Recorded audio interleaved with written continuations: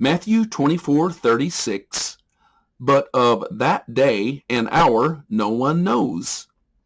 Many pre-tribbers unwittingly admit that that day is the day of the rapture. Perhaps most of them basically claim that if no man will be able to predict the day of the rapture, then that somehow proves that the rapture will necessarily be a pre-trib rapture. However, when a pre-tribber unwittingly admits that Matthew 24:36 references the day of the rapture, an alert post-tribber can say, "Thank you for admitting that the rapture will be a post-trib rapture." Matthew 24:29 says, "After the tribulation," and you just unwittingly admitted that the rapture will occur after the tribulation. The term "that day" appears in Matthew 24:36, and you just admitted that that day is a reference to the day of the rapture. You temporarily forgot that the phrase "after the tribulation" appears in Matthew 24:29. That is what an alert post-tribber can say to that pre-tribber. Some of you have seen that before. You understand that pre-tribbers are supposed to never admit that Matthew 24 references the rapture. However, in this case, a pre-tribber unwittingly admitted that Matthew 24:36 references the day of the rapture. He simply forgot about Matthew 24:29 and pre-tribbers' agenda of never admitting that Matthew 24 references the rapture. Many pre-tribbers get embarrassed when they unwittingly admit that Matthew 24:36 references the day of the rapture, and perhaps most pre-tribbers will go silent at that point. However, some determined pre-tribbers will still have some fight in them. They are not ready to admit that they have been fooled.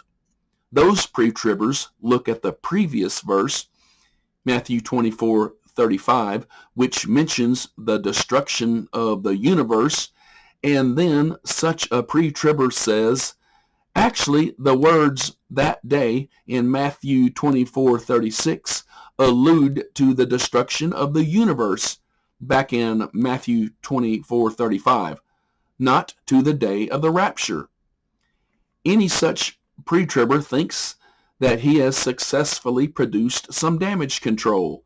He thinks he has proved that the words "that day" in Matthew 24:36 allude to the destruction of the universe in Matthew 24:35. However, the English word "that" in the Matthew 24:36 term "that day" was not translated from the Greek pronoun hutos, Strong's 3778. See my video that discusses the Greek pronoun hutos, Matthew 24:34. This generation is the end time generation. If the English word "that" in the Matthew 24:36 term "that day" actually was a translation of the Greek pronoun hutos, that would have allowed us to suggest that in Matthew 24:36 Jesus was referring to the immediately preceding subject matter, Matthew 24:35, the destruction of the universe. However, the Greek pronoun hutos does not appear in Matthew 24:36. Rather, the English word "that" in the Matthew 24:36 term "that day" was translated from the Greek pronoun ekainos, Strong's 1565. It is important to understand the relationship that Matthew 24:35 has with other verses of Matthew 24.